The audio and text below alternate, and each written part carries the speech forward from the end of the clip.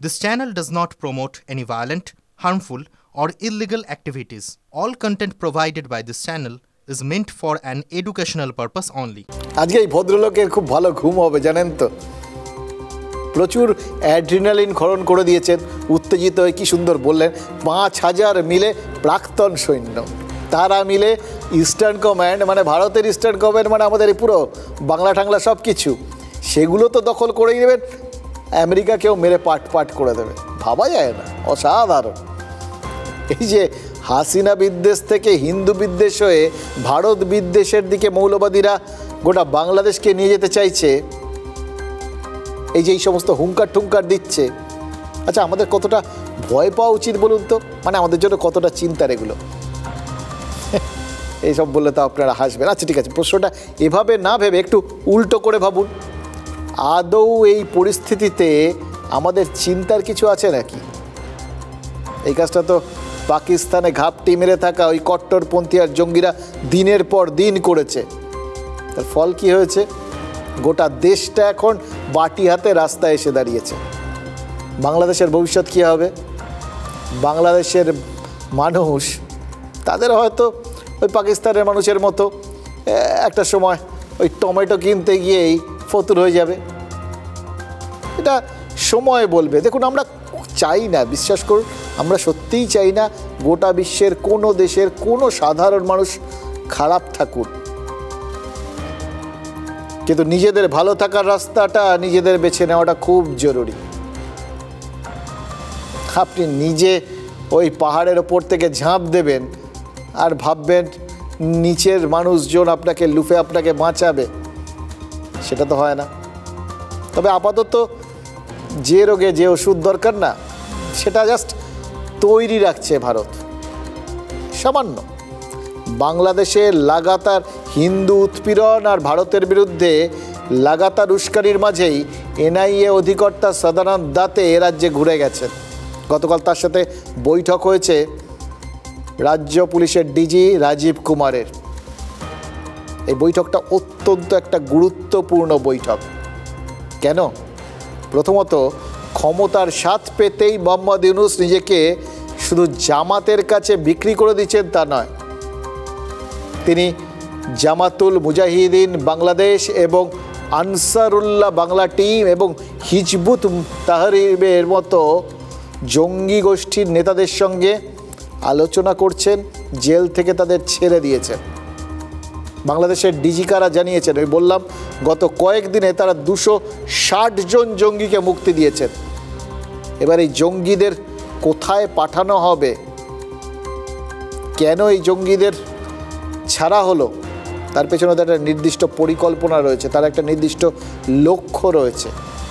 এই পরিস্থিতিতে এ রাজ্যে ওই যে জামাতুল মুজাহিদিন, ফয়জাতুল জিহাদের মতো যে কটা স্লিপার সেল রয়েছে, স্লিপার সেল জানেন তো, জঙ্গিদের যে বিভিন্ন ডালপালাগুলো ছড়ানো থাকে, ঘাপটি মেরে বসে থাকে চুপচাপ, এবং তারা সরাসরি জানেও না কাদের সাথে তারা যুক্ত, তারা শুধু ওপরের মানুষটাকে জানে। এটা একটা সিস্টেম, যাতে কোনোভাবে কেউ ধরা পড়লেও তার মূল অবধি, গোড়া অবধি পৌঁছানো না যায়। কারণ যখনই কেউ ধরা পড়ে, তার ওপরের যে আছে তাকে অটোমেটিক্যালি হয় গুম করে দেয় অথবা একদম খতম করে দেয়। ব্যাস, ওই লাইনটা সেখানেই শেষ। এই হচ্ছে স্লিপার সেল। এইগুলোকে আবার কিন্তু নতুন করে সক্রিয় করার একটা সম্ভাবনা তৈরি হয়েছে, কারণ এই রকম সময়ই সচরাচর জঙ্গিরা এই সমস্ত স্লিপার সেলকে সক্রিয় করে, যাতে একটা সামগ্রিকভাবে উৎপাত তৈরি হয়। আর দ্বিতীয়ত, বাংলাদেশে অশান্তির সুযোগে সীমান্ত পার করে অনুপ্রবেশের অনুকূল পরিস্থিতি তৈরি হয়েছে। যতদূর জানা গেছে, অনুপ্রবেশ আটকানো এবং এ রাজ্যের জামাতের ওই স্লিপার সেলগুলোকে ভোঁতা করে দেওয়ার জন্যই কাল এনআইএ এবং রাজ্য পুলিশের 2 শীর্ষ কর্তার বৈঠক হয়েছে। সোজা কথা কি, একটা সময় কেন্দ্র আর রাজ্যের মধ্যে তরজা চলত এই অনুপ্রবেশ নিয়ে।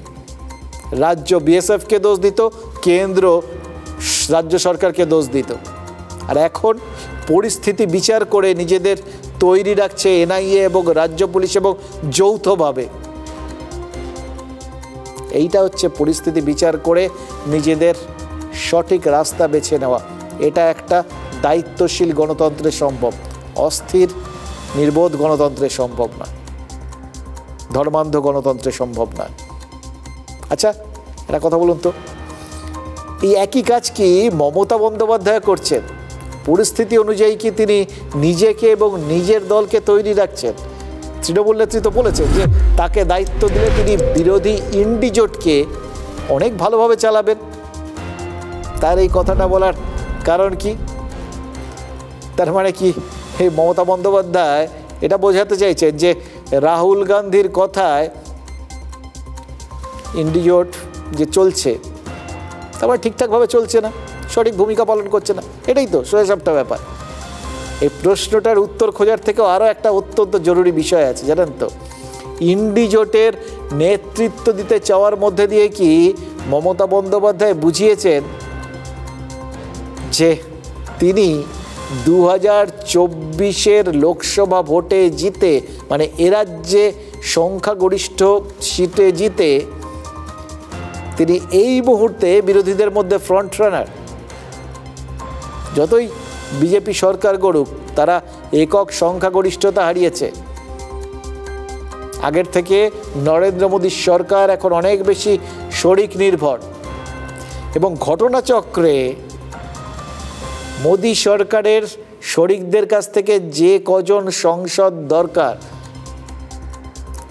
সেই পরিমাণ সাংসদ প্রায় সেটাই মমতা বন্দ্যোপাধ্যায়ের কাছে রয়েছে। পরিস্থিতি বিবেচনা করে মমতা বন্দ্যোপাধ্যায় কি নিজের ওই জাতীয় রাজনীতিতে নেতৃত্ব দেওয়ার ইচ্ছে বা মানসিকতাটাকে আরেকবার সবার সামনে নিয়ে এসছেন? এখানেই গুরুত্বপূর্ণ প্রশ্ন। মমতা বন্দ্যোপাধ্যায় জাতীয় রাজনীতিতে মনোনিবেশ করলে বাংলার কি হবে? সেক্ষেত্রে এই রাজ্যের প্রশাসনের ব্যাটনটা কার হাতে যাবে? তিনি কি অন্য কারোর হাতে তুলে দেবেন? দিলে কার হাতে? এটাই তো সবথেকে বড় প্রশ্ন। সেটা কি মমতা বন্দ্যোপাধ্যায় ঠিক করে ফেলেছেন? মানে উত্তরসূরি কি তিনি বেছে ফেলেছেন? এটা দীর্ঘদিনের প্রশ্ন, কিন্তু বারবার উঠেছে, বারবার জবাব এসছে। তার থেকে সবাই ওই 1 আর 1 2 করার চেষ্টা করেছেন, 2 আর 2 4 করার চেষ্টা করেছেন, কিন্তু আখেরে কি হয়েছে দেখুন। মমতা বন্দ্যোপাধ্যায়ের পর তৃণমূল কংগ্রেসের দায়িত্ব কে পাবেন তাই নিয়ে এত সংশয়ের কারণটা কি? নর্মাল কোর্সে দেখলে ওই বললাম 2 2 4 1 1 2 মতো মমতা বন্দ্যোপাধ্যায়ের উত্তরসূরি তো অভিষেক বন্দ্যোপাধ্যায়ের হওয়ার কথা। এটাই তো ওই স্বতঃসিদ্ধের মতো বিষয়। কিন্তু তারপরেও সংশয়ের জায়গাগুলো ওঠে। এর কারণ কি? এক, মমতা বন্দ্যোপাধ্যায় অভিষেক বন্দ্যোপাধ্যায়কে এখনও তার মন্ত্রিসভার সদস্য করেননি। কবে করবেন? তাহলে হয়তো আর একটু পরবর্তী সময়ের একটু নির্দিষ্ট একটা ইঙ্গিত পাওয়া যাবে। আর 2, এখন যে দুজনের সম্পর্ক নিয়ে টানাপোড়েন চলছে, তাতে কি এই যে সম্ভাবনাটা, যেটাকে সবাই মোটামুটি নিশ্চিত সময়ের অপেক্ষা বলে ধরে রেখেছেন, এই কুণাল ঘোষরা তো সন তারিখ এরকম প্রায় বলে দিচ্ছেন, সনটা পর্যন্ত বলে দিয়েছেন আর কি, কবে অভিষেক বন্দ্যোপাধ্যায় ক্ষমতায় আসবেন, মুখ্যমন্ত্রী হবেন, সেটার উপরে কি খুব বড় বড় কিছু প্রশ্নচিহ্ন বসে গেছে এই সাম্প্রতিক টানাপোড়েনে? জানা নেই, এবং এটাই সবাই জানতে চান কবে এবং কিভাবে এই সমস্যাগুলোর সমাধান হবে। আজ থেকে কয়েক মাস আগে TV9 বাংলাকে একটা ইন্টারভিউ দিয়েছিলেন তৃণমূল নেত্রী, একমাত্র ইন্টারভিউ ছিল ওই লোকসভা ভোটের সময়। সেই সময় তিনি এই প্রশ্নটার উত্তর যা দিয়েছিলেন, আজকের দিনে দাঁড়িয়েও তিনি সেই একই উত্তর দিচ্ছেন, অর্থাৎ একটা ধোঁয়াশা বজায় রাখছেন বা টেকনিক্যালি কারেক্ট থাকছেন, কিন্তু তফাৎ একটা হয়ে গেছে। লোকসভা ভোটের আগে তার দেওয়া সেই উত্তরটার মধ্যে অভিষেক বন্দ্যোপাধ্যায়ের নাম ছিল, কিন্তু এখন তিনি যে বক্তব্য রাখছেন তার মধ্যে, মানে তার উত্তরের মধ্যে অভিষেক বন্দ্যোপাধ্যায়ের নামটা নেই। এটা দল ঠিক করবে। ও দলের একজন ডেডিকেটেড সোলজার, ছোট্টবেলা থেকে আমি তৈরি করেছি। দেখা হয় নাই চক্ষু মেলিয়া, ঘর হতে শুধু 2 পা ফেলিয়া, একটি ঘাসের শিশির উপর একটি শিশির বিন্দু। কেন বলছি, আসলে আমরা এই পারিপার্শ্বিক দেশের বাইরের ঘটনা নিয়ে এত বেশি উদ্বেলিত না, আমরা আমাদের এখানে কি হচ্ছে সেটা দেখতে ভুলে গেছি, জানেন তো। মাঝে মধ্যে নজর দেওয়ার দরকার।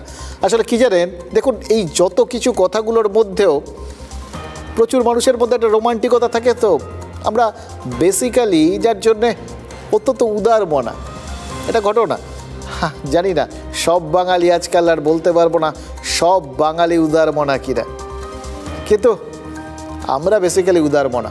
এবার এই উদার হতে গিয়ে আমরা কি করি, আমরা খেয়ালই করি না কখন আমাদের ভাষা, সংস্কৃতি, কৃষ্টি এই সব জিনিসগুলোকে ভুলে মেরে দিই, এগুলো সম্পর্কে গর্বিত হতে ভুলে যাই। মহা মুশকিলের জায়গা, জানেন তো। আর এখানেই আমাদের খুব অস্বস্তি হয়, খুব অসুবিধা হয়। তার কারণ বিশ্বাস করুন, এটা তো কিছুতেই ভুলতে পারি না যে হ্যাঁ, আমরা প্রত্যেকে ভারতবাসী, এটা আমাদের দেশ, ভারত আমাদের দেশ। প্রত্যেক ভারতবাসীর এই দেশের যে কোনো প্রান্তে যাওয়ার, থাকার, রোজগার করার অধিকার আছে, সাংবিধানিক অধিকার। প্রত্যেকের একভাবে দেশকে ভালোবাসার অধিকার রয়েছে।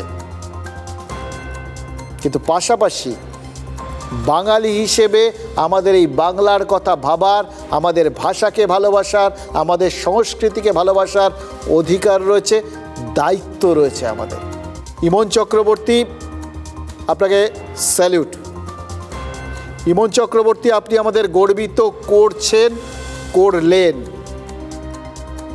ওই অস্কারের দৌড়ে যখন আপনার গান ঢুকেছিল সেদিন আমরা গর্বিত হয়েছিলাম, হয়তো প্রাথমিক দৌড় তাও।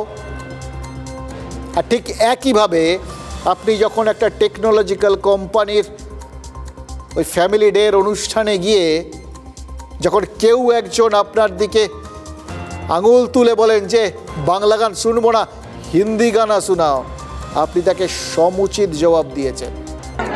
তুমি বাংলায় থেকে যদি এই কথাটা বলো, আমি সাহসের সঙ্গে, জোরের সঙ্গে হাত দেখে বলো আমি বাংলা গান শুনবো না, অন্য কোনো জায়গা হলে না চুলের মুঠি ধরে ক্যাম্পাসের বাইরে বের করে দিত।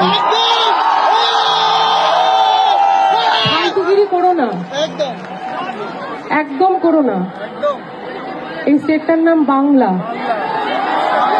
সুতরাং সব শোনো, মারাঠি গান শোনো, পাঞ্জাবি গান শোনো, গুজরাটি গান শোনো, ইংরেজি গান শোনো। তুমি কে হে, তোমার সাহস এত বড় বলছো বাংলা গান শুনবো না? তোর যদি সাহস থাকে ওকে স্টেজে পাঠাও, দেখি ওর কত বড় সাহস আছে। এসব করো না, এই ভণ্ডামি গুলো করো না। বাংলায় থাকছো, বাংলায় চাকরি করছো, পয়সা রোজগার করছো বাংলায় থেকে, বাংলা গান শুনবে না বলছো? ইমনের সাথে কথা বলেছিলাম, ইমন কি বললেন জানেন? বলেন আমি জানতাম তো ওখানে বিভিন্ন ভাষাভাষী আছেন, আমি বিভিন্ন ভাষায় গান গাই, আমার কোনো অসুবিধা নেই, আমি গাইতাম হয়তো, কিন্তু আমার ভাষায় আমার কণ্ঠরোধ করার চেষ্টা কেউ করবে এবং যে মানে ভঙ্গিমায় করবে, তাতে মনে হচ্ছিল এর শিক্ষার অভাব রয়েছে, তাকে শিক্ষিত করাটা খুব দরকার। শিক্ষা জিনিসটা এরকম, ঠিক সময়ে ঠিক জায়গায় প্রয়োগ করাটা খুব জরুরি, সেটা এদেশে হোক বা দেশের বাইরে। একজন ভারতবাসী এখানে যেরকম করে দেখিয়েছেন, ভারতবাসী সেরকম প্রয়োজন হলে আমার ধারণা দেশের বাইরে গিয়েও করতে পারে।